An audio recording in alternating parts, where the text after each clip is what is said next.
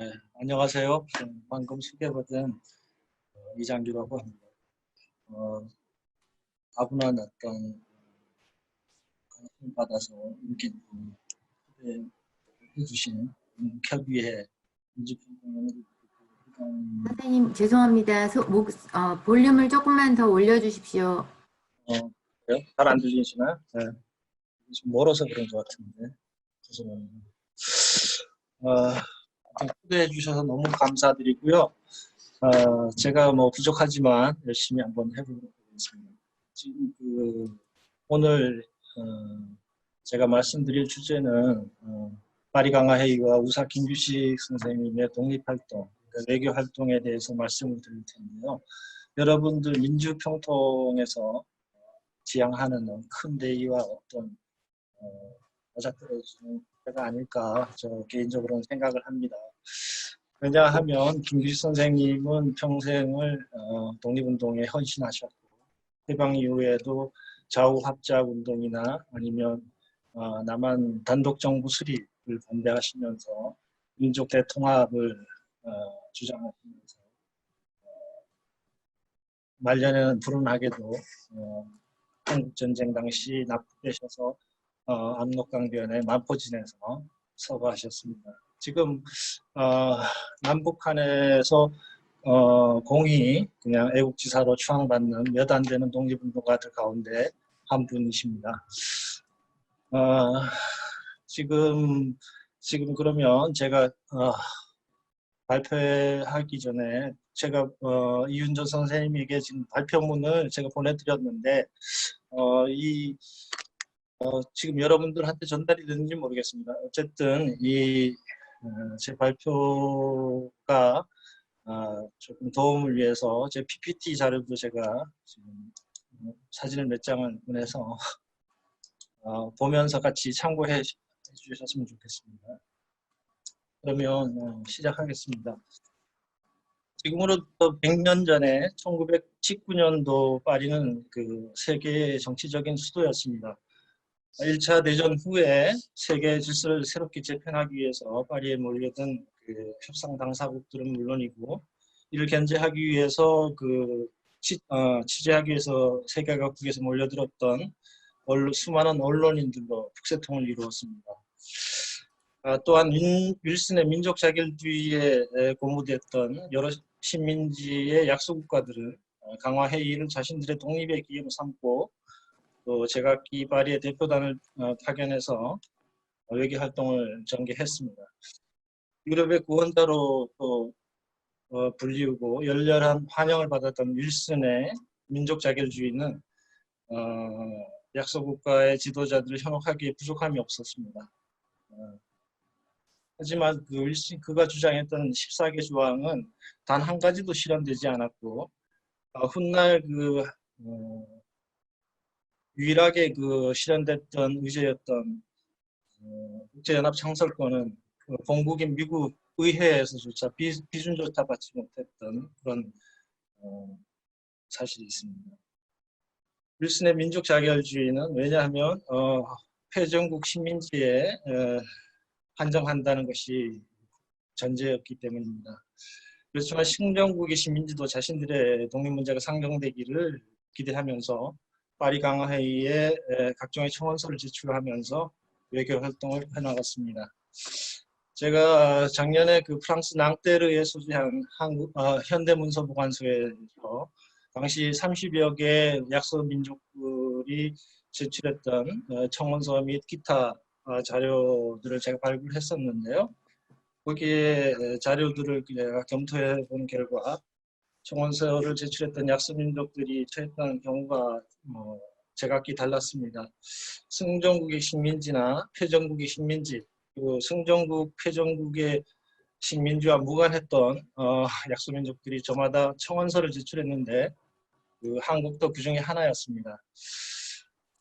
아일랜드나 이집트, 베트남, 그리고 한국 등의 신정국의 식민지들 역시 파리 대표를 파견하거나 임시정부를 수립하면서 자신들의 독립을 요구했는데 특히 아일랜드의 경우는 우리 한국이 중국 상해 임시정부를 수립했던 것과 마찬가지로 파리에 소재한 그 그랜드 호텔에다가 자신들의 그 임시정부를 수립하고 독립운동을 전개해 나갔습니다. 우리나라의 경우는 신한청년당의 대표 자격으로 그 파리에 도착했던 김기식 선생님이 임시정부가 수립된 직후 바로 한국 대표부와 한국통신국을 설치하고 본격적인 외교 활동에 돌입했습니다.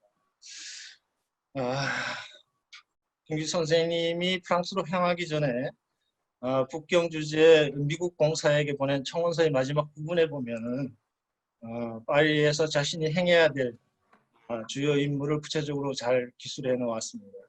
그 내용이 기술된 그 절차 개요라는 그 문건, 거기에 보면 자신이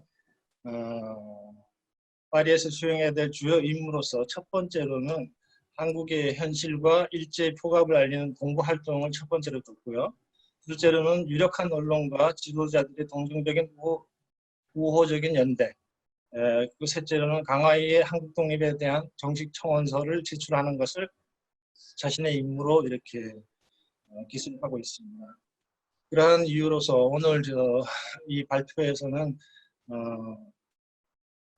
김기식 선생님이 목표로 했던 그 임무에 비춰서 그 활동 사항을 한번 복원해보고자 합니다. 그러면 우선 김기식 선생님은 파리 강화에서 자신과 같이 활동할 적임자로 하와이에 머물고 있던 박용만과 같이 활동하고자 했고, 그리고 자신의 파리행에는 소쿨스키라는 그 미국 언론인과 함께 하려고 했습니다. 왜냐하면 박용만은 1917년도 뉴욕에서 열렸던 약소국가 동맹회의에서 대한민국민회에서 파견된 한국 대표로 참가했던 경험이 있고, 또 1917년 그 대동단결 선언 때 미주에서 서명했던 독립운동가였기 때문입니다. 그런 경험을 높이 사서 박용만과 함께 하려고 했고, 소콜스키라는 그 미국 언론인은 또 자신과 함께 프랑스로 같이 동행해서 프랑스에서 같이 활동할 그런 계획을 가지고 있었습니다. 하지만 두 사람 모두 이 프랑스행이 좌절됐는데요. 이유는 확실하지 않지만 아마 일본이 방해가 심했던 것을 알 수 있습니다. 프랑스 일본 대사관이 당시에 프랑스 외무부에 제출했던 한국이 입국 대안을 요청한 서류에 보면 일본의 비자와 그 여권을 소지하지 않은 한국인들이 파리 평화 회의에 폐회될 때까지 입출국을 하지 말아 달라는 그 요청을 보낸 공식 문서가 있는데, 이를 통해서 볼 수도 있듯이 일본의 방해가 심했던 것을 알 수가 있습니다. 미주 대한민국민회에서 강하이 대표로 파견하려고 했었던 이승만이나 정한경 등도 파리로 출발하지 못했었는데요. 같은 이유에서였다고 생각이 됩니다. 일본과의 그 외교 관계를 고려했던 프랑스나 미국 정부가 아마 입출국을 제한했던 것으로 생각이 됩니다. 어쨌든 단신으로 상해를 출발했던 김기식은 1919년 3월 13일 파리에 도착했습니다. 지금이야 서울과 파리가 11시간으로 가까운, 아주 멀지만 가까운 그런 거리이지만 그때 당시에는 43일이나 걸렸습니다. 2월 1일 날 프랑스 우편선 그 꼭토소를 타고 출발했던 김기식은 배 안에서 인도양을 건널 즈음 3.1운동이 일어났습니다. 당시 관문이었던 마르세유 항구에서부터 파리까지 또 도착하는 그 시간을 감안해 보면 아마 이틀 전쯤에 이렇게 도착했다고 생각이 됩니다. 단신으로 도착했던 김기식은 다행히 파리에서 헐버트 박사와 조제프 빌렘 신부를 이렇게 만날 수 있었던 것이 다행이었습니다. YMCA가 주관하는 강연 활동을 재개하기 위해서 파리에 도착했던 헐버트 박사와 안중근 의사의 마지막 정부 성사를 집전했던 그 조세프 빌렘 신부, 그러니까 한국명으로는 홍석구 신부인데요. 이 두 사람을 만나서 자료에 보면 감독한 위로를 받았다고 합니다. 일제 자료에 보면 이 홍 신부를 비롯한 일명이 김규식을 만나서 8천행을 이렇게 지원했다는 그런 자료가 남아 있습니다. 아마도 당시 그 파리 강화회에서 진행해야 될 활동들에 대해서 자신을 조력해줄 적임자가 절실히 필요했었는데요. 아마 그때 상황이 그대로 전해지고 있습니다.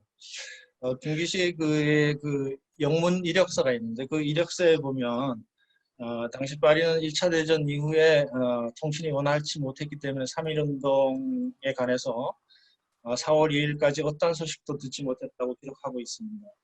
그 자신의 그 파리 강화 회의를 위한 행보가 나타난 결과와는 상관없이 그 3.1운동과는 무관한 동기에서 출발했다는 것을 시사하는 말입니다.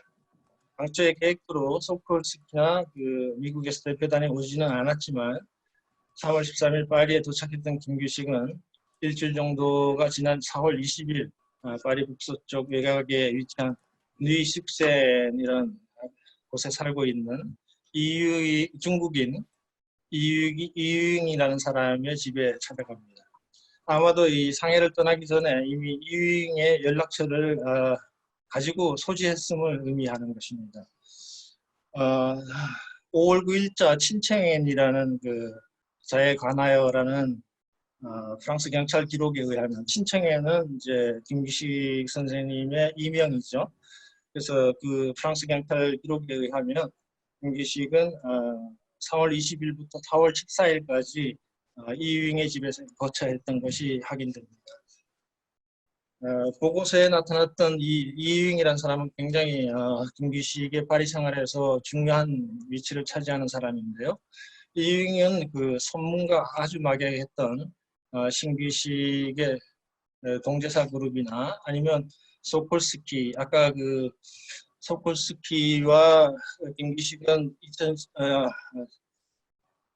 1918년에 그 천진에서 아마 조우했던 것으로 생각이 됩니다. 왜냐하면 소콜스키가 천진에 있는 그 영자신문의 편집장으로 일할 당시에 당시 그 국익 박사가 거기에서 체류했던 기록이 남아 있기 때문에 아마 거기서 조우하지 않았을까 생각이 되는데요. 이 소콜스키를 통해서 이유잉을 소개받았던 걸로 이렇게 생각이 됩니다. 이 이유잉이라는 사람은 중국 근현대사에서도 상당히 중요한 위치를 차지하는 사람인데요. 1902년에 프랑스에 도입을 해서 그 소르본네에서 생화학을 공부했습니다.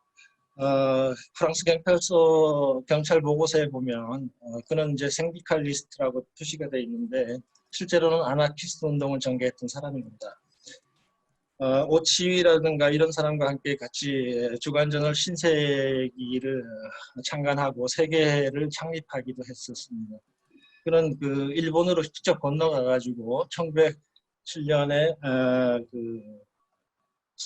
수는 그 선문이 조직했던 동맹회에 직접 가입하고 돌아와서 그의 그 신의 혁명을 적극적으로 지지했던 그런 사람인데요.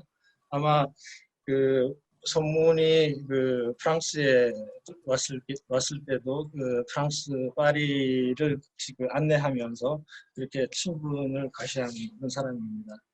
이 사람은 이제 프랑스 유학회를 조직해가지고 근공공학운동 오사운동 이후에 그 근공공학운동이라는 그 아나키스트 운동을 전개했는데요. 이 프로그램을 통해서 중국의 수많은 그 미래의 혁명가들, 그러니까 예를 들면 덩샤오병이라든가 아니면 그 주원내 같은 그런 사람들이 이 프로그램을 통해서 프랑스에 와서 공부를 했습니다. 이 덕분에 한국의 그 유학생들도 프랑스 땅을 밟을 수가 있었는데요.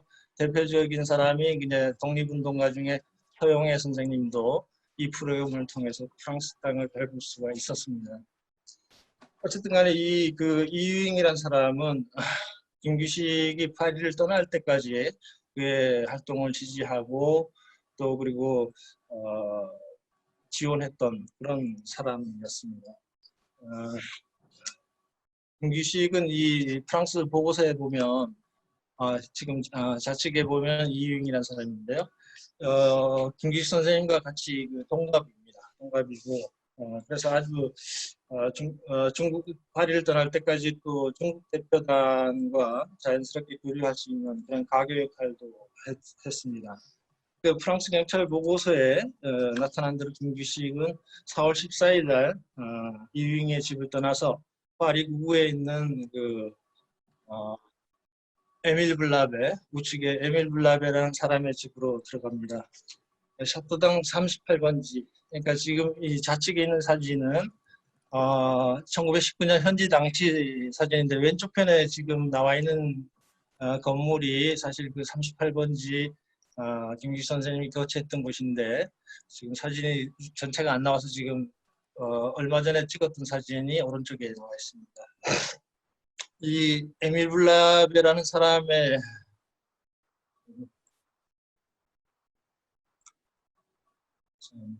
에밀 블라베라는 사람은 이제 또 프랑스의 저명한 극작가이면서 소설가 그리고 보드빌 작가로 활동하면서 또 일간지기 골루아라든가 여러 가지 라프레스라든가 라비 파리지엔이라든가 이런 곳에서의 편집장으로 오랫동안 활동을 하고 또 수십 년간 피가로지에서 공동 협력자로 이렇게 구고를 했었습니다. 그래서 이제 당시 1919년 당시는 이분이 이제 은퇴를 하고 난 이후에 김규식 박사를 만났는데 이분 역시 김규식 박사를 이분의 인맥을 통해서 김규식 선생님이 인권연맹, 프랑스 인권연맹 인사들과 교류가 가능할 수 있도록 많이 도와줬습니다. 훗날 그 한국 신의회가 창립될 당시에 인권연맹 대다수의 인원들이 인권연맹 회원이었던 것으로 봐서 그것을 할 수가 있는 것입니다.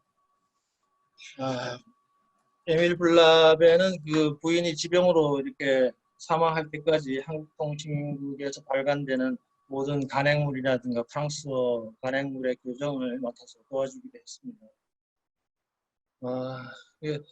4월 13일 그 상해 임정으로부터 정식으로 외무총장 임명장과 파리 강화회의 정포대사 그 신임장을 전보로 발송받은 김규식은 아마 대표성이 한층 강화되었죠.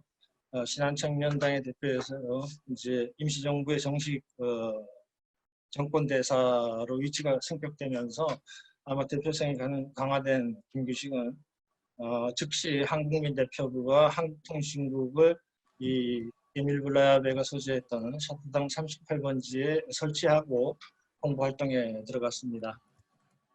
이 주소지에서 그는 파리를 떠날 때까지 머물렀는데요.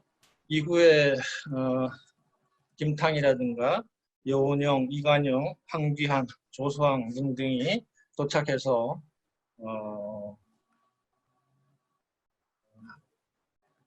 그의 활동을 도왔습니다. 이와 함께 그 김규식의 비서로서 마담 마티앙 여사 그리고 두 명의 프랑스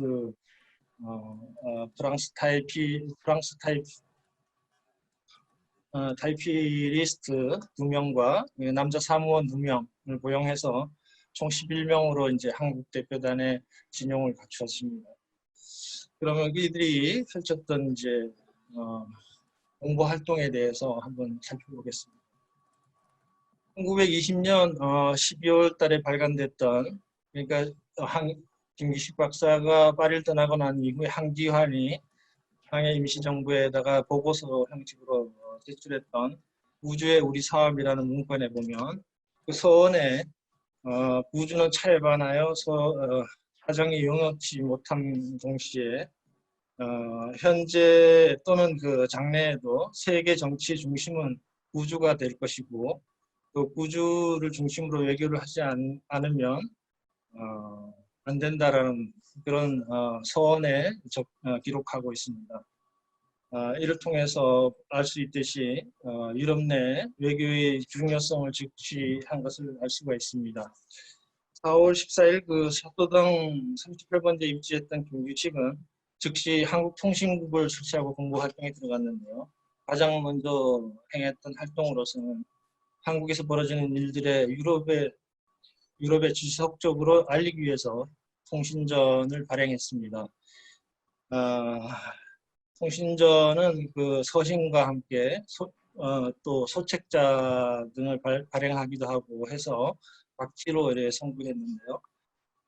이 통신전은 영어 또는 불어로 작성해서 유럽 내 각 언론기관과 강화회의 각국 대표 및 저명 인사들에게 송부했습니다.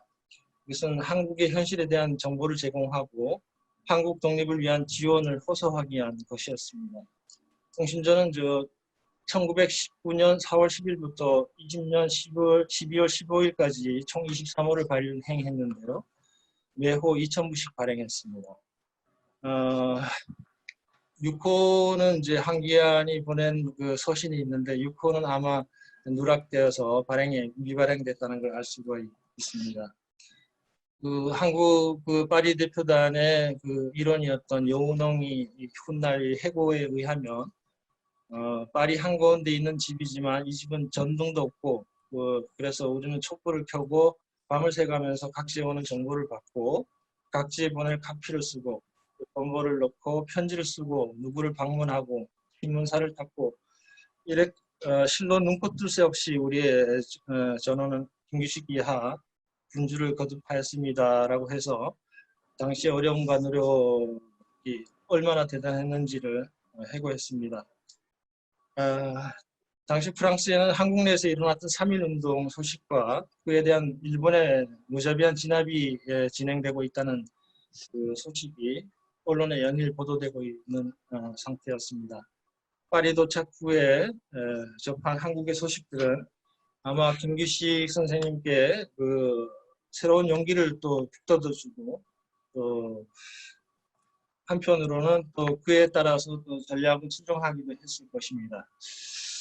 언론에 게재된 그 한국 관련 기사들을 꼼꼼히 점검해보고 또 잘못된 기사들에 대한 반박 활동도 병행하게 됐고 이러한 노력의 결과로 당시 한국 관련 기사가 상당히 많이 증가가 됐는데요. 프랑스 자체만도 133종 신문에 423건의 기사가 게재되었다고 이렇게 기록되어 있습니다. 이 통신전을 살펴보면 전체다는 좀 불가능하고요.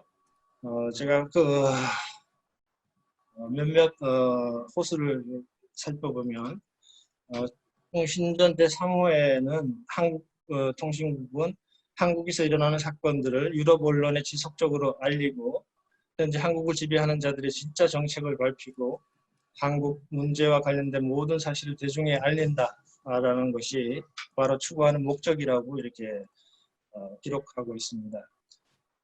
통신전 1호에는 상해에서 현순으로부터 1월 10일자로 수신된 전문을 4월 10일자로 수신된 전문을 수록했는데요.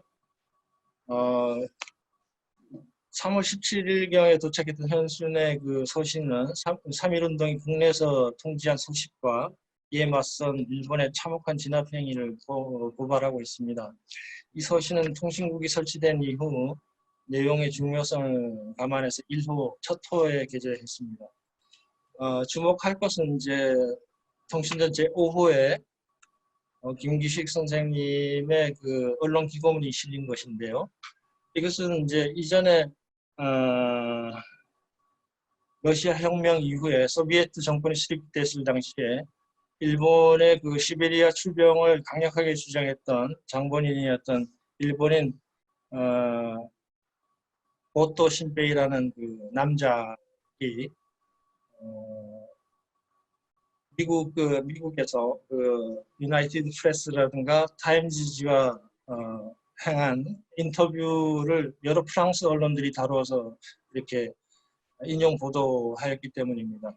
그 르땅지에 실렸던 그 고토 신페이의 그 인터뷰 내용을 보면 어이없는 것이 한국은 스스로 자치할 능력이 없는 민족이고 그 자유의 시기가 언제인지 모르지만 올 때 독립을 보장해주겠다라고 이런 어이없는 기사를 냈습니다.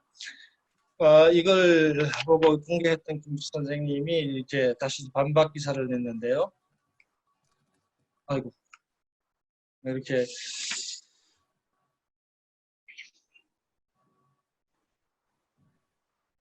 이 기사를 읽고 공개했던 김수희 선생님이 프랑스 언론 똑같은 그 언론지입니다. 르땅지에 5월 3일자로 반박 기사를 냈고, 이 기사는 지금 제가 다 읽어드릴 수는 없을 것 같습니다.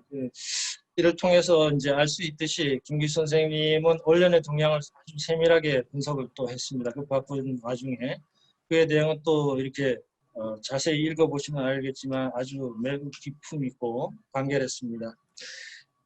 1919년 5월 27일자 벨기에 언론 그 르수아르 신문에도 쌍클레로 서명된 한국의 비참한 고통이라는 기사가 났을 때도 김 선생님은 신문사 사장에게 직접 서한을 보내서 칼럼에 대한 이제 사의를 표하기도 했습니다. 또 다른 사례지만 총 5월 12일 날은 갈리아 그러니까 르볼로아라는 프랑스 신문에 프랑스 칼럼니스트 호베 브리세일이라는 사람이 쓴 필로소프 오레앙이라는 그 조선 철학자라는 그 칼럼을 읽게 되고 그 김유수 선생님이 거기에 대한 그 감상을 공개 서한 형식으로 이렇게 기고를 하였습니다. 이게 뭐 아주 이 기사를 읽고 또 호베 브리셀은 아마 김규 선생님에게 편지를 썼던 것 같습니다. 그래서 그 편지를 또 받은 김 선생님은 호베 브리셀에게 직접 친필로 편지를 답례를 써서 자신의 글에 대한 이제 감사와 경의를 표하기도 했습니다. 이렇게 또 다른 통신전 20호에는 주목할 것이 렁덩지에 실렸던 파리 지역 국회의원 샤를 루브크라는 사람이 쓴 한국과 윌슨주의자들의 원리라는 그런 글을 수록했는데요. 이 샤를 루브크라는 사람은 파리 지역 국회의원으로서 한국 대표부의 대표였던 김규 선생님의 마지막 한송연을 주재하기도 하고 김규 씨가 떠난 이후에도 한귀안에게 많은 도움을 줬던 그런 인사입니다. 이게 아주 장문의 기고문인데요. 이 글에서는 이 샬르 부프는 한국의 이 글을 통해서 아주 깊은 이해와 정연한 논리로 일본의 부당성과 잔혹성을 지적했습니다. 더불어 한일 병합의 무력성을 저작하고 또 일본이 연합국의 일원으로서 윌슨의 싸게 조항에 상명했던 것을 상기시킵니다. 이후에 그 인류에 기반해서 한국의 독립을 강곡하게 호소하고 있습니다. 이 샬르 부프는 그 프랑스 급진사회당의 파리 지역 의원으로서 한국 친우회를 주축했던 그 루이 마렌과도 아주 친분이 두터웠던 사람입니다. 그는 김구식이 떠난 이후에도 이제 한국에 대해서 많은 동정을 가지고 한국 대표부를 이렇게 도와주기도 했습니다. 또한 이제 파리 에서 6월 13일 날 6월 30일 김기식은 미 상원에 있는 일본의 억압해 있는 한국의 보호를 촉구하는 결의문을 미국 상원에다가 지출하기도 하고 또 셀든 스펜서 상원의원에게 또 전보를 보내서 한국의 독립을 이렇게 좀 위해서 지원해달라는 그런 요청의 편지를 보냈는데 그게 통신전 제13호에 실렸습니다. 그다음에 1919년 7월 16일 날은 그 김규식은 5월 14일 그 프랑스 조계에서 일본 관원에게 그 불법 체포돼서 한국으로 추방됐던 윤원삼과 그 신원민과 같은 이런 사람들의 석방을 요구하는 협조 공문을 스테판 피숑 외무부 장관에게 보내서 구명운동을 전개했는데요. 아쉽게도 이미 한국으로 추방된 후의 일이라서 결과 없이 종료되긴 했지만 이런 구명운동도 전개했습니다. 여러 가지 통신전에는 상당히 주목할 만한 내용들이 많이 있는데요. 다 일일이 좀 설명드리기가 좀 힘들 정도로 아주 노력이 대단했다는 걸 알 수 있습니다. 둘째로 공보 활동의 일환으로서 통신전과 더불어서 중요한 몇몇 홍보물을 이렇게 제작을 했는데요. 우측에 보이는 한국의 독립과 평화라는 이 잡지가 대표적입니다. 35쪽 분량으로 6,500부가 제작이 되었는데요. 그 내용을 살펴보면 최남선의 요청으로 작성됐던 인도의 타고르 시인의 패자의 노래, 그리고 국가와 민족, 한국과 일본, 일본 지배하의 한국, 그리고 한국 민족의 독립운동, 한국에서 일본의 잔인성, 일본 제국의 대륙정책 등이 이렇게 수록되어 있고, 부록으로는 독립선언서라든가 여러 가지 제조약문들이 이렇게 수록이 되어 있습니다. 이것은 이제 청원서와 함께 강화희의 제출용으로 제작됐는데 시기상으로 좀 늦은 감이 있지만 강화희 및 각국 대표단과 각 언론사에게 배포됐습니다. 셋째로 통신전과 서신을 송부하면서 같이 홍보용으로 첨부하면서 사용했던 자료로서는 한국의 독립운동, 왼쪽에 작은 국판 크기보다 작은 브로셔인데요. 이것은 1919년 상해 적십자사에서 출간했던 한국 독립운동에 관련된 자료입니다. 이 책자에는 영문 독립선언서라든가 자유를 위한 한국의 외침, 일본의 군국주의 등의 글이 실려 있고, 이어서 3.1 만세운동과 진압 당시 참혹했던 상황, 그리고 제암리 학살 그런 사진 등 다양한 사진들이 수록되어 있습니다. 그리고 앞에 보이는 영코리아라는 청년 한국이라는 잡지는 1919년 미국과 하와이에 있는 한인 학생들로 조직됐던 미주 한인 유학생 연맹에서 발간됐던 30여 쪽 분량의 잡지입니다. 이 잡지는 오하이오주 델라웨어에서 소재했던 한인 출판사에서 출판이 됐는데요. 이 잡지 안에는 안창호라든가 이승만, 서재필 등등 한인 독립운동가들이 미국 저술가들이 비롯한 12종의 칼럼이 수록되어 있습니다. 이 잡지에는 3.1운동 이후 한국 관련 칼럼으로 채워졌는데 여러 가지 주제로 구성되어 있고 모두 영문으로 제작되어 있습니다. 한편 김기식은 이제 한국 문제를 설명하기 위한 컨퍼런스를 미국 대표단에 끊임없이 요청을 했었는데요. 파리 강화 회의에서 6월 28일 베르사유 조약이 조인되기 이전에 홈백에게 보낸 편지에서 김기식은 미 합중국 대표단에서 윌슨 대통령이나 하우스 대령 그리고 랜싱 국무장관 등과 함께 비공식적인 통로라도 좋으니까 한국의 심각한 상황에 대해서 설명할 기회를 달라고 요청을 했습니다. 이 편지를 수신했던 홈백은 파리 미국 평화협상위원회에다가 보낸 한쪽짜리 내부 문건이죠. 보고서 형식의 내부 문건에서 동맹관계에 있는 도쿄 주재 영국공사 역시 일본의 폭정을 비판한다라는 그런 점을 들어서 한국 대표부의 대표와 인터뷰를 고려해 줄 것을 협상단에 요청합니다. 그래서 비록 베르사유 조약이 끝난 이후 시기상으로 좀 늦은 감은 있지만 미국 협상단과 앞에서 6월 30일 날 한국 문제 보고회를 가질 수 있게 됩니다.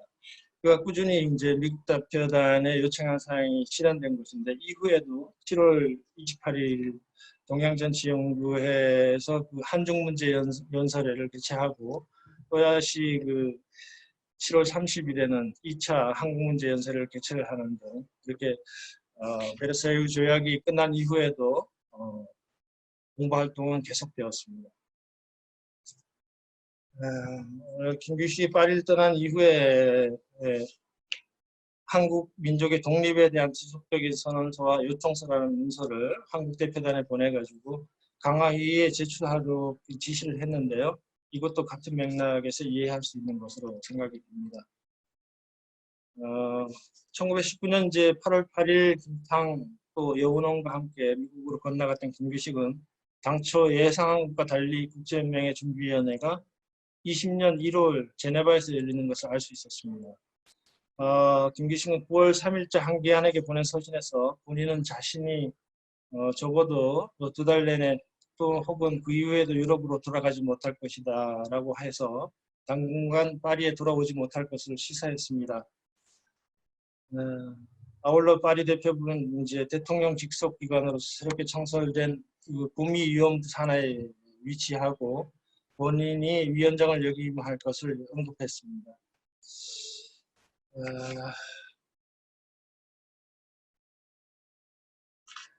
때문에 파리에서의 모든 업무는 한기안에게 이제 집중될 수밖에 없었는데요.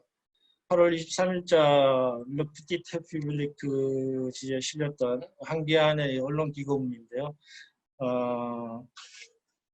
역시 그 한기안 역시 김규식의 뒤를 이어서 프랑스 언론을 꼼꼼하게 체크했고 거기에 대해서 반박 기사를 그때그때 이렇게 게재하면서 기고하면서 언론에 대응했던 그런 것을 알 수 있습니다. 이를 통해서 그 이듬해 자유한국의 간행이라든가 이런 걸 통해서 한국 친우회, 레자미 드라꼬레라는 그 한국 친우회를 창립할 수 있는 기틀을 한기안이 할 수 있도록 아마 김규식이 기틀을 마련해 준 것으로 생각이 됩니다. 또 다른 이제 김규식의 두 번째 이제 중요했던 그런 가장 절실했던 그 일은 각국의 우호적인 그 여론과 동정을 얻는 것이었는데요. 김규식은 당시 제국주의를 반대하면서 약소국가에 관심을 가졌던 프랑스 사회당이라든가 노동천연맹 그리고 인권연맹 그리고 언론인들 그리고 중국 대표단을 비롯했던 그 약소국가의 대표단들과 다양한 계통의 인사들과 그 긴밀한 관계를 맺어 나갔습니다.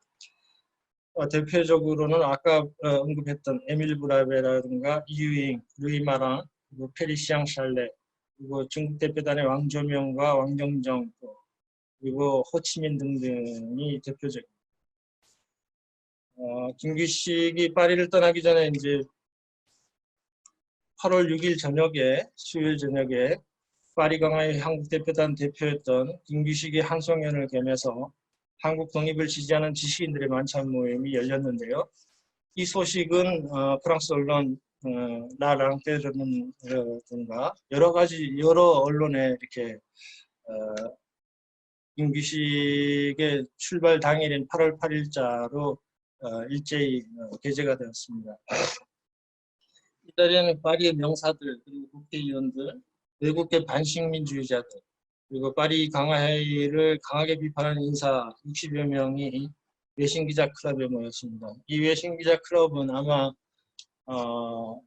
프레스센터의 효시가 된다고 생각이 듭니다. 이게 파리 샹젤리제 거리에 위치했던 그 조지 듀파엘이라는 사람이 아주 프랑스의 거부였는데요. 이 사람이 죽고 나서 사후에 그 자신이 살던 소유의 저택을 공간을 내줘서 당시 파리 강화회의를 취재하기 위해서 몰려들었던 외신 기자들을 위해서 이 자기 저택을 내줬던 게 아마 처음이 세계 최초가 아닌가 그렇게 생각됩니다.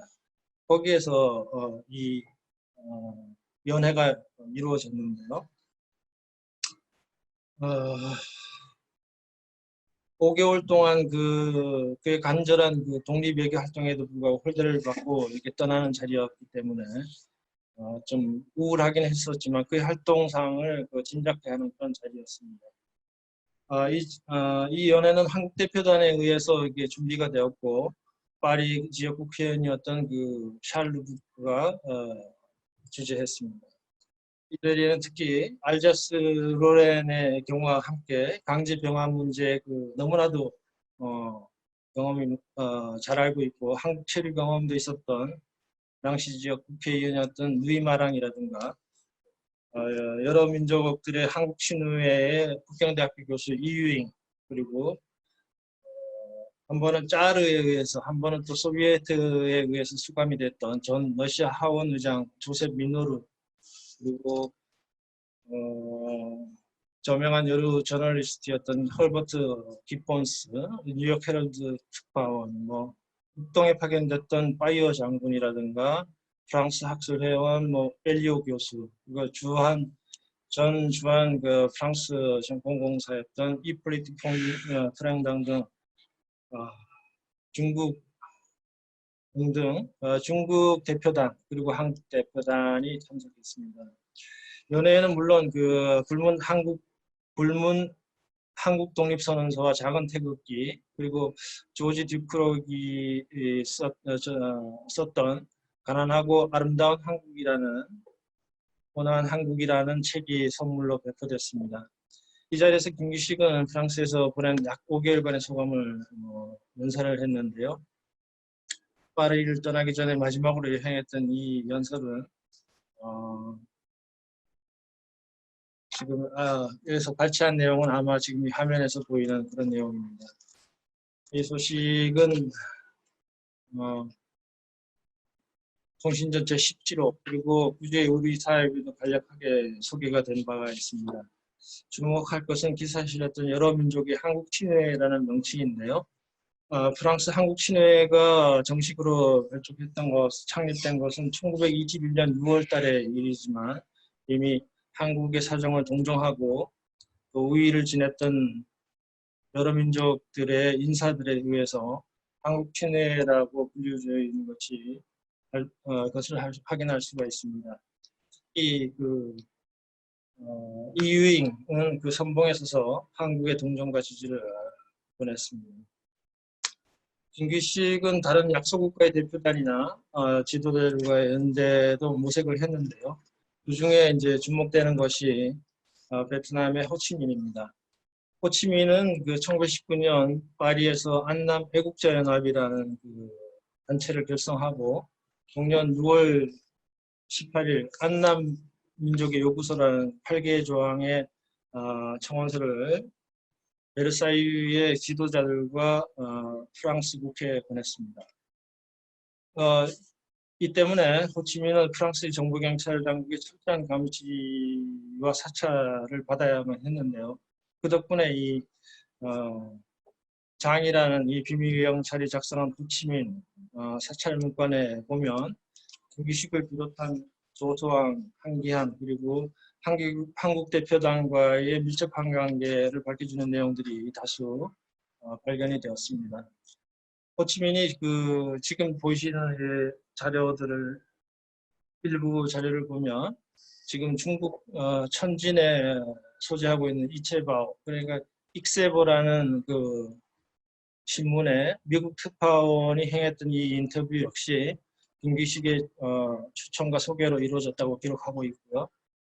무렵 호치민이 프랑스 잡지에 기고했던 모든 글들은 중국어로 번역돼서 중국 간행물에 게재됐는데 이 또한 김기식의 주선에 의해서 가능했던 것으로 밝히고 있습니다. 김기식과 조수왕 등은 호치민과 서로의 자택을 방문할 정도로 친분이 두터웠고 프랑스 사회주의자 모임에도 같이 동참해서 참석했는데 이때 친분을 쌓았던 인사들이 르노델이라든가 장롱계, 그리고 막셀 각상 같은 그런 인물들이었습니다. 물론 이들은 훗날 한국 친회가 창립될 당시에 많은 도움을 주었던 인사들입니다. 한국이 당면했던 현실에 대해서 동정과 지지를 보내주는 이런 인사들과의 교류는 김기식에게 상당한 의미가 있고 중요한 임무 중에 하나였던 것 같습니다. 또한 김기식의 학동 가운데 주목할 만한 눈에 띄는 것은 프랑스 언론 민족의 애칭지 리퀴드 퍼플이라는 그런 신문에 일면에 기재된 기사인데요. 여러 민족들의 권리연맹의 창설 집행위원으로 김기식이 참가한 것이 눈에 띕니다.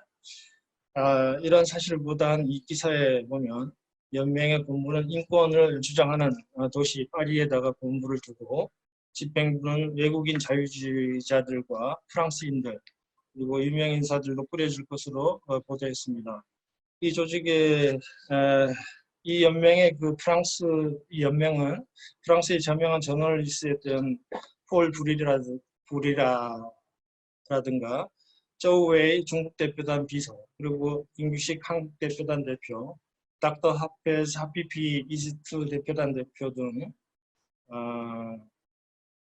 이렇게 임시 집행부가 구성되고 본부는 파리 구구 테트부가 16번지에 위치한다고 공지했습니다. 아쉽게도 이 연맹이 언제까지 지속되고 유지됐는지는 제가 알 수는 없지만 제가 확인한 프랑스 언론 자료로 봐서는 19년 말 12월 달까지 꾸준히 한국이라든가 약소국가들의 권리를 옹호하는 기사를 지속적으로 냈던 것을 확인할 수가 있습니다. 마지막으로 이제 청원서와 비망록의 제출인데요. 김유식 선생님은 파리에서 총 3건의 청원서를 제출하게 됩니다.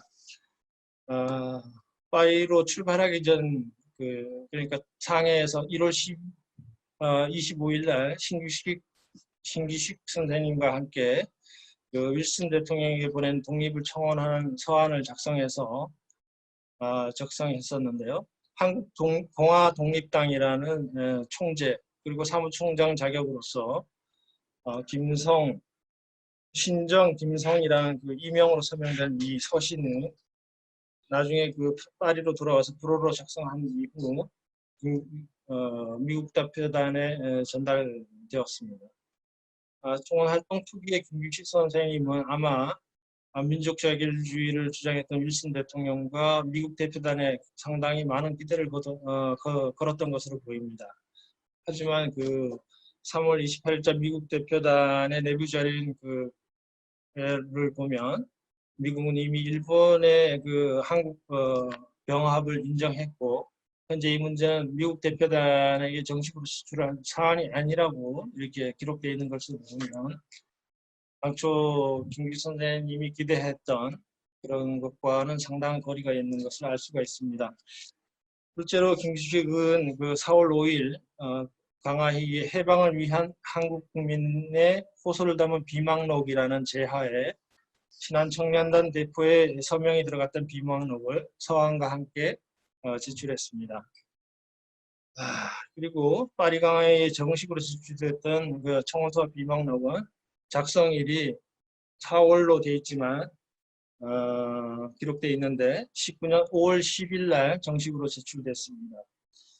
이와 함께 5월 10일은 윌슨 대통령 그리고 로이드 주지 수상, 클레망스 강하헤이 의장 등에게 편지를 보내서 위원회를 만들어서 공식적으로 한국 문제를 논의해 줄 것을 요청했고요. 5월 15일은 프랑스 재무부 장관이었던 클로츠에게 또 서신을 보내서 강하회의에 제출한 청원서와 비망록 사본을 각각 한 통씩 한 부씩 동봉하고 개인적으로 한국민들의 독립 요구를 청원했습니다.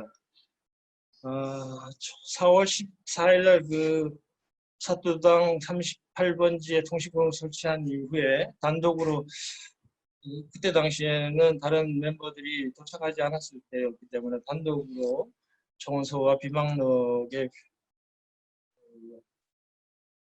편집과 그리고 집필과 편집, 인쇄, 교정 이런 부분들을 혼자서 다 해야 됐었는데 거기에 들인 노력과 시간을 생각하면 이 김규식 선생님이 얼마나 기민하게 움직였는지를 알 수가 있습니다.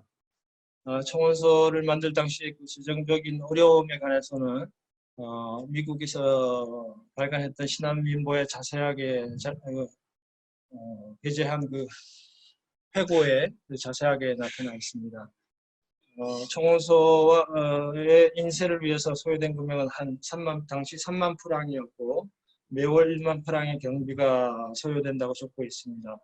애초에 상당한 돈을 소지하고 파리에 왔을 것으로 추정되지만 5월 8일 7,000원이 필요하다는 전문을 상해로 보낸 그 자료가 있는 것으로 보아 실제로 홍보 활동에 필요한 금액이 많이 부족했음을 토로하고 있습니다.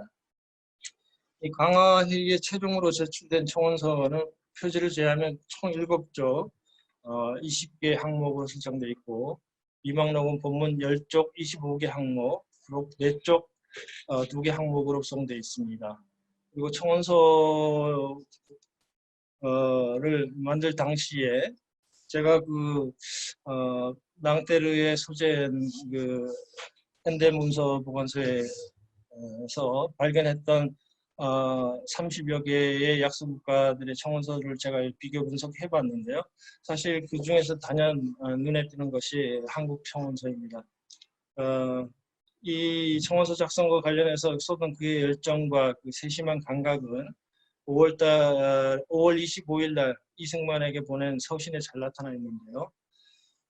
여기 이 서신에 보면 각 모든 문서에는 아주 외교적인 문서로 아주 해야 되고 어떤 문체라든가 단어 선택 그리고 용치 선택까지도 하물며 이렇게 신중하게 고려해야 된다는 것을 자세하게 설명해 놓은 그런 글이 있습니다. 이런 원칙을 통해서 청원서는 그 외교적 방식에 부합된 아주 격조 높은 표현으로 작성됐으면 말할 나위가 없을 것입니다. 파리 강화 회의는 영어와 프랑스어로 된 청원서 각 10부씩 제출하고 시민위원회 및 각 대표에게도 한 부씩 제출했는데요. 김기식은 5월 14일자로 각 대표단과 외교단 그리고 프랑스, 영국, 이태리 등의 각국 상하원 및 강화회의에 참석자 파리에 머물고 있던 각국의 영수들에게도 서신과 함께 청원서를 한 부씩 전달했습니다. 미국의 이승만에게도 10통의 사본을 보내서 실물 그대로 인쇄해서 미국의 하원의원 전원에게 그리고 공인들, 모든 정치단체들의 가능한 신속하고 신중하게 배부할 것을 요청했습니다. 이외에도 파리에 머물고 있는 각국의 제야 인사들과 파리의 각 지역 신문사, 그리고 파리에 주재하는 각국 통신원들, 프랑스 각 지방 신문사와 또 유럽 각국에 있는 중요 신문사에도 일일이 청원서가 전달됐습니다. 각처에 배포됐던 청원서는 영어본, 그리고 영문 2,000부와 불문 6,000부를 합해서 도합 1만여 부에 달한다고 당시 그 중국 신문 파리 특파원과의 인터뷰에서 김기식 선생님이 수료했습니다. 한국 독립청원서를 받았던 각국의 대표단의 반응도 상당히 달랐었는데요. 미국의 윌슨 대통령과 미국 대표단을 위시해서 각국의 대표단의 재무장관이라든가 이런 국제연맹의 사람들로부터 일일이 회신을 통해서 지지와 응원을 받았던 것으로 이렇게 서신들이 남아 있습니다. 교황 베네딕토 15세는 한국의 사는 자녀들의 핍박에 대해서 우려하고 속기 자유와 행복에 생애하기를 천주께 기구한다라는 내용의 서한도 보내주고 특히 영국 외무장관 발포의 해제는 특히 진지하고 성의가 있었다고 하는데 아쉽게도 서신 원본은 아직 발견되지 않고 있습니다. 이후에 8월 8일 미국으로 건너갔던 김규식은 8월 28일 또 미 국무장관 로버트 랜싱 국무장관에게 한국 독립선언과 독립에 대한 지속적인 요구서를 또 작성해서 제출하고 한국 독립청원에 대한 노력을 계속했던 것을 알 수가 있습니다. 이 한국 독립선언과 독립에 대한 지속적인 요구서를 또 파리에 남아있던 한기한에게 보내서 이것을 이제 파리 강화에 제출할 것을 지시하기도 했는데요. 당시 단장 대리 자격으로 있었던 이관영의 설명으로 파리 강화회 이구장 클레망스에게 제출하기도 했습니다. 끝으로 부가적으로 이건 이제 김규식 선생님이 당시에 사용했던 명함이고요. 한국 독립 문제에 대한 그 세계적인 동정을 얻기 위한 동정과 지지를 얻기 위한 일환으로서 여러 국제 회의에 잠시 자신이 직접 참가해가지고 일제의 가혹한 지배와 한국 독립의 정당성을 밝히기 위해서 노력했던 것을 알 수가 있습니다. 1919년 5월 25일자 이승만에게 보낸 서신을 보면 국제연맹 창설을 위한 첫 위원회가 9월 미국 워싱턴에서 개최되기 때문에 자신이 얼마가 아니라도 미국에 가서 한국민들의 그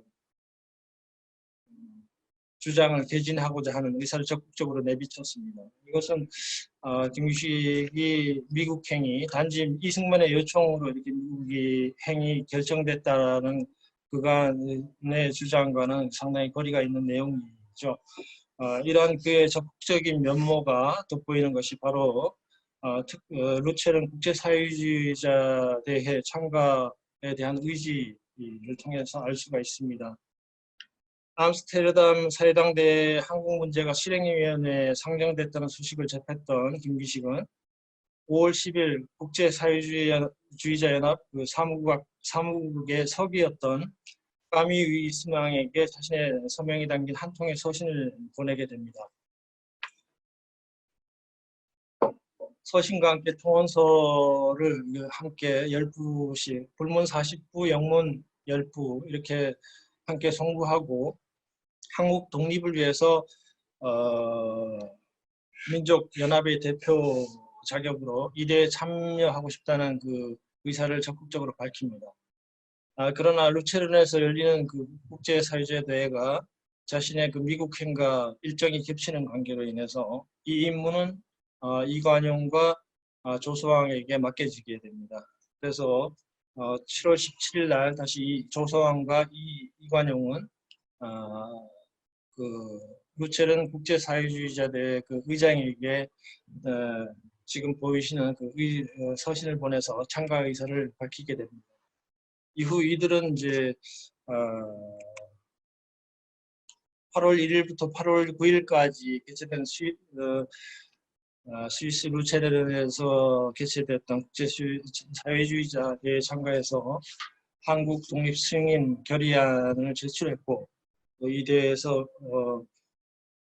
결의문이 만장일치로 채택되는 그런 결과를 쾌거를 이루게 됩니다. 지금 결의서의 결의문의 내용은 지금 보시는 그인데요. 이것은 이제 국제사회에서 한국 독립을 인정하고 결의했던 최초 문건으로서 의미가 상당히 크다라고 할 수 있겠습니다.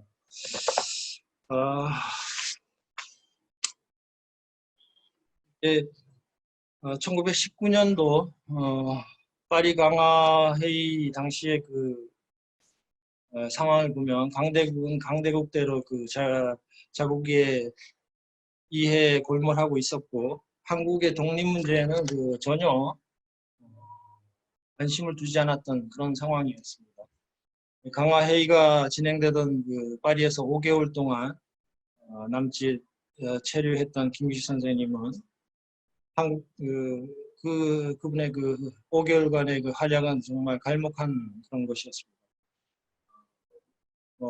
그의 활동이 사실 그 가시적인 성과를 실패와 성공을 넘어서 한국 독립을 위한 열망을 국제사회에 이렇게 널리 알렸다는 점에서 높게 평가받아야 할 텐데요. 3.1운동으로서 이제 독립을 선포하면서 국내에서 고국적으로 봉기했던 이 3.1운동조차도 아마 김규식 선생님의 이런 외교적인 노력이 아니었다면 아마 세계의 여론에서 묻히고 말지 않았을까라는 그런 생각을 하게 됩니다. 당시 그 소수의 인원과 열악한 환경 속에서도 정말 그 대한민국의 독립에 대한 열망과 의지를 세계 알렸던 김규식 선생님이 이런 독립운동을 아마 우리가 기억하고 높게 재평가해야 되지 않을까라는 그런 생각을 하면서 오늘 준비한 제 발표는 이것으로 마칠까 합니다. 끝까지 경청해 주셔서 감사합니다. 네, 선생님 감사합니다. 네, 그러면 제가 화면을 또 공유하도록 하겠습니다. 다음으로 저희가 그동안에 이제 이장희 선생님께서 강의하시는 중간에 저희가 Q&A 채팅창을 통해서 질문을 받았는데요. 지금 강의를 들으신 이후에 무엇이든지 질문이 있으신 분들은 채팅창에 올려주시기 바랍니다. 먼저 다른 분들이 질문을 하시는 동안에 제가 한 가지 질문 드리겠습니다. 선생님. 이유잉이나 아니면 그 말씀하셨던 그 프랑스 사람 에밀 블라벨리라는 분 같은 경우에 이미 네. 프랑스 현지에서 이렇게 자리를 잡고 계셨던 분들이었던 것 같아요. 근데 네. 어떻게 이분들이 그분들과의 그런 관계가 굉장히 중요했던 것 같고 그분들의 지원이 굉장히 중요했던 것 같은데 김규식 네. 선생님들이 이들에게 이렇게 전폭적인 지지를 받을 수 있었던 그 원인은 무엇이었었나요? 당시 제국주의에 대한 반대를 했던 여러 지식인들은 사실 우리와 같은 약소국가들의 독립 문제에 대해서 관심을 많이 가져줬고 또 어떻게 사상적으로 보면 어떻게 보면 사회주의자 계열일 수밖에 없었습니다. 그러다 보니까 그 사회주의자 계열이라든가 당시 인권연맹에 소속돼 있는 사람들 거기에 있는 사람들이 대부분 약소국가에 대한 관심을 가질 수밖에 없었고 거기에 이제 소속돼 있던 사람들이 바로 에밀 블라베라든가 이런 이유잉이라든가 루이 마랑 그다음에 모두 다 인권연맹과 프랑스 사회당 또 심지어 또 프랑스 공산당까지 이렇게 좌파라고 할까요? 이런 약소국가들에 대한 관심이 그 사람들의 이슈였기 때문에 아마 그리고 또 김규식 선생님이 혈혈단신 파리에 도착했을 당시에 이분에게 관심을 가졌던 이런 에밀 브라베라든가 이런 분들에 대한 연결고리는 이게 한 단계 한 단계씩 그러니까 이유잉으로부터 시작해서 또 에밀 블라베로부터 또 루이 마랑에게 또 루이 마랑으로부터 또 다른 인권연맹의 회원들 이렇게 자꾸 연결되면서 아마 그런 인맥을 형성해 나가지 않았을까 그런 생각이 듭니다. 당시 우리나라에서 가장 지식인들 가운데 영어를 가장 잘한다고 했던 선생님이었는데 불어도 꽤 못 잘했다고 합니다. 하지만 정말 청원서를 직접 자신에게 이렇게 쓴 걸 보면 오늘날도 이렇게 검토해 보면 상당한 우아한 영어를 사용했다라고 그러면서 아마 자연스럽게 사람들과 잘 교류하지 않았나 그런 생각을 합니다. 네, 감사합니다. 네, 그러면 다음으로 김도원 위원님 준비하신 질문 해주시겠습니까? 네. 예. 화면을 켜야 되나? 네, 화면 켜주시고 말씀해 주십시오. 네, 선생님. 아주 잘 들었습니다. 아주 재밌는 내용이었습니다. 근데 이제 김규식 선생님께서 굉장히 많은 고초를 겪으면서 굉장히 많은 활동을 하신 것 같은데요. 그게 김규식 선생님 혼자 개인 차원에서 활동을 하신 것인지 아니면 어떤 형태의 이게 우리 독립운동을 하는 어떤 조직의 일환으로서 역할을 부여받아 활동한 것인지 이게 좀 궁금합니다. 김규식 선생님은 그의 생애 전체를 이렇게 봐도 참 한국 독립에 대한 현실 그리고 한국의 현실에 대해서 상당한 아픔을 계속 가지고 있었던 것 같습니다. 미국에서 정말 유학할 당시에도 수재였다라고 얘기하는데 자기의 아주 보장된 진로를 마다하고 암울한 식민지 한국으로 다시 돌아와서 한국 독립을 위해서 무엇을 할까를 계속 고민했고, 그분은 항상 굉장히 그 청년 시절엔 과격한 어떤 사상적인 생각을 가지고 있었다고 합니다. 심지어는 또 이렇게 무장투쟁까지도 이렇게 생각하고 중국, 몽골까지 가서 이렇게 그 자금을 마련하기 위해서 노력했다고 하는데요.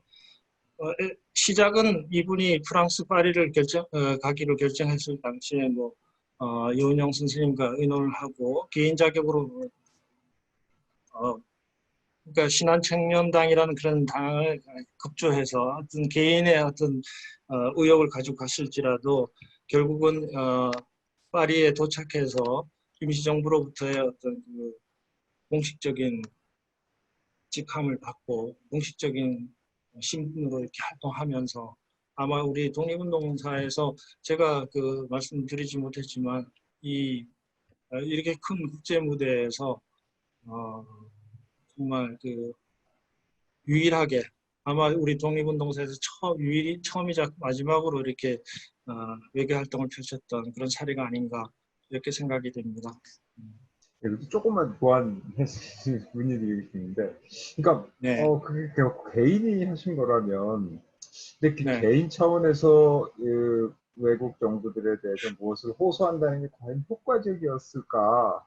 그 굉장히 고생을 많이 하고 많은 노력을 하셨음에도 불구하고 그것보다는 어쩌면은 우리 임시정부라든지 어떤 독립운동 단체와 함께 조직적인 활동을 하는 것이 더 효과적이지는 않았을까 이런 생각이 좀 드는데 어떻게 돼요? 물론 그때 당시에 그 임시정부에서는 그런 여건도 없었고 여력도 없었습니다. 물론 그 김규 선생님 혼자서 처음에 도착해서 한국 대표단을 이렇게 이제 구성을 하고 거기서 일을 하셨지만 모든 공문서에 보면 한국 대표단이라는 그런 찍어놓고 그 활동을 했기 때문에 그분 자체가 그 개인적인 어떤 일로 이렇게 거기에서 활동했다고 생각하지 않습니다. 거기서 아마 한인 조직을 뭐 만들거나 재정적인 지원도 없었을 것이고 그러다 보니까 상당히 어려움이 많았을 것 같은데 정말 그 요즘같이 발달된 세상에도 이 정도의 그 초인적인 힘을 발휘하기는 상당히 쉽지 않을 것이다 이런 생각이 듭니다. 그러니까 그 네, 해외에 있는 한인 감사합니다. 조직들의 모임을 좀 이렇게 활용할 수는 없었을까 하는 좀 아쉬움이 있어서. 네, 감사합니다. 감사합니다. 김도원 위원님. 그러면 다음으로 우리 신은주 위원님께서 질문해 주시기 바랍니다. 네, 그 질문에 이어서 정말 개인적이기도 하고 또 정부의 파트로서 열심히 공공외교를 하셨는데 그 부분을 우리가 현재 우리가 가진 문제로 적용을 시키면 우리의 한반도 평화 문제로 적용을 시키면 어떻게 우리가 그분의 활동을 이어받아 아니면 벤치마킹을 해서 저희가 있는 유럽 나라에서 평화 통일에 대해서 공감을 얻고 협력을 얻을 수 있을까요? 이장규 선생님이 생각하시는 가장 효과적인 방법은 무엇이 있을까요? 상당히 어려운 질문입니다. 제에게 있어서는. 왜냐하면 평화 통일을 위해서 정말 그 어떤 외교 활동이라든가 이런 부분에 대해서 제가 잘 모르지만 예전에 그 100년 전에 우리 독립운동가들에게 있어서는 사실 자와 우가 이데올로기라는 것은 정말 그 어떤 독립을 위한 그 수단으로 여겼기 때문에 김기 선생님께서는 그 사회주의자들이라든가 공산주의자들까지도 하물며 이렇게 포괄해서 만나는 것을 겁내하지 않으셨습니다. 그분의 또 살았던 그 궤적도 보면 모스크바까지 가서 이렇게 하여튼 그렇게 이렇게 했는데 사실 제가 보기에는 요즘 우리나라 현실상에서는 사실 남과 북이 지금 통일되기 이전에 사실 우리 스스로도 이렇게 정말 편갈려서 이렇게 뭔가 통합이 되지 못하는 이런 상황이 너무 아쉽고 이 한민족이 통일하기 위해서는 정말 먼저 자도 우도 아닌 틀리다는 게 아니라 정말 다를 뿐인데 좀 서로를 존중하고 통합된 먼저 해야 되지 않을까 이렇게 생각이 됩니다. 답변이 됐는지 모르겠습니다. 죄송합니다. 네, 감사합니다. 네. 다음으로 이집트 지회장님이신 이진영 회장님께서 준비하신 질문 해주시기 바랍니다. 마이크 켜시고 화면 켜시고 질문하시면 됩니다.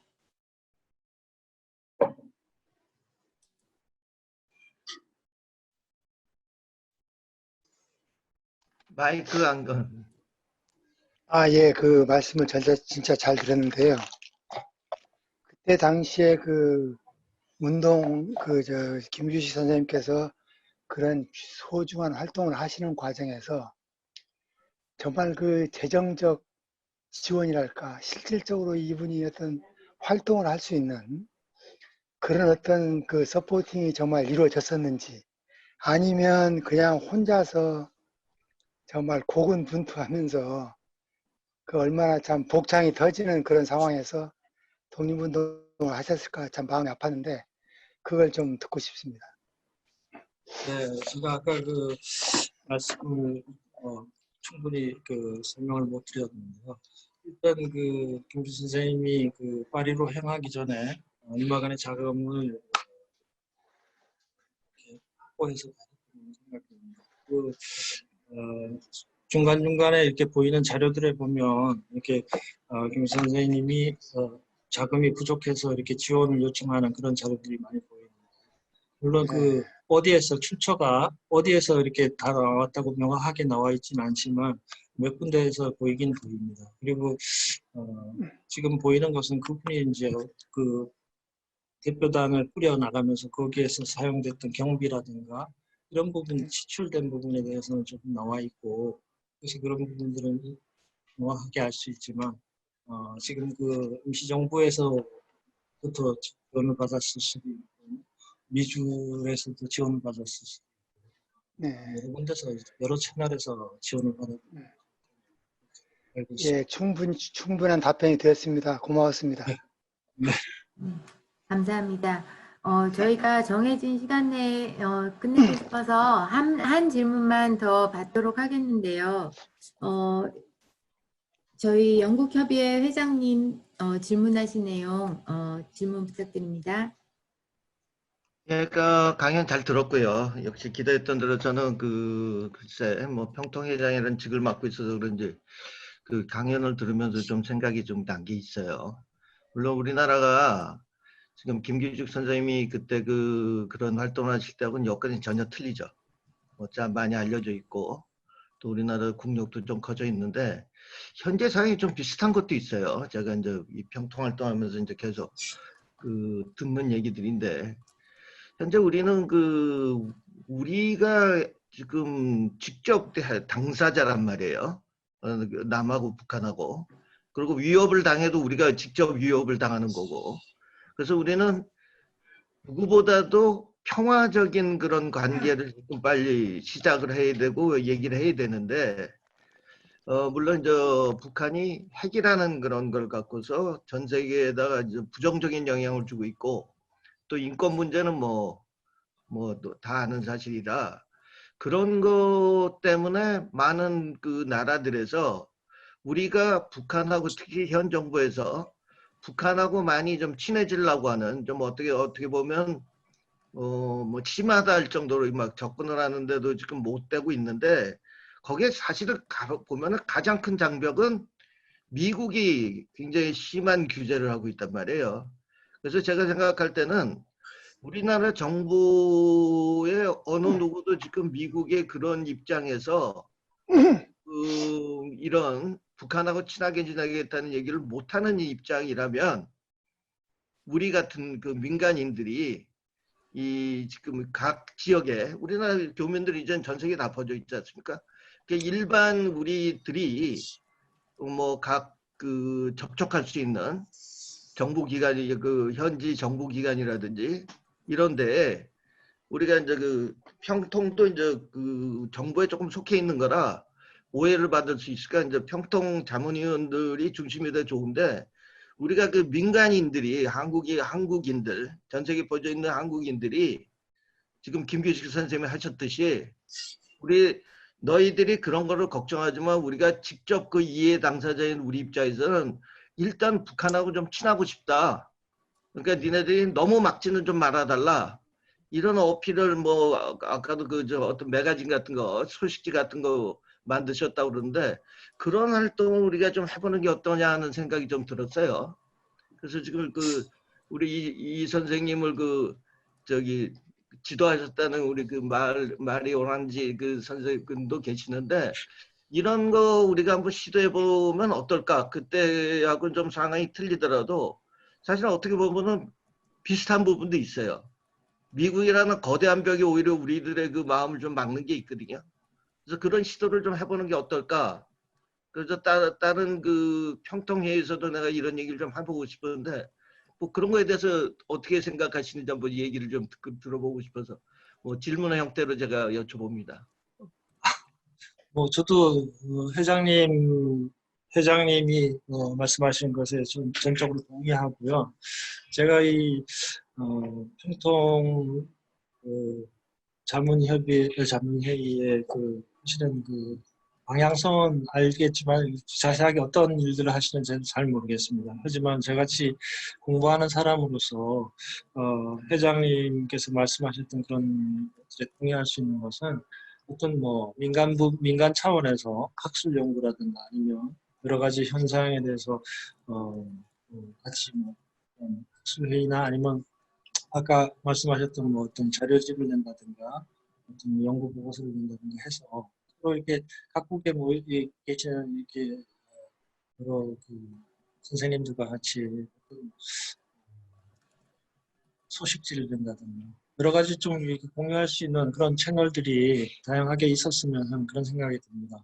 저 같은 경우도 사실 뭐 독립운동사를 공부하다 보니까 여러 가지 그런 연결고리가 폭이 협소할 수밖에 없네요. 그래서 제가 한국에서 아까 마리오 우동주 교수님과 그리고 또 한국에 계신 뭐 여러 장석훈 교수님 등 여러분들하고 같이 우리가 독립운동사를 같이 연구할 수 있는 그런 그 연결고리를 만들자 해서 리벡다스라는 그런 책도 만들었는데 반드시 이 민주평통이라는 그런 타이틀이 아니더라도 다른 모습의 어떤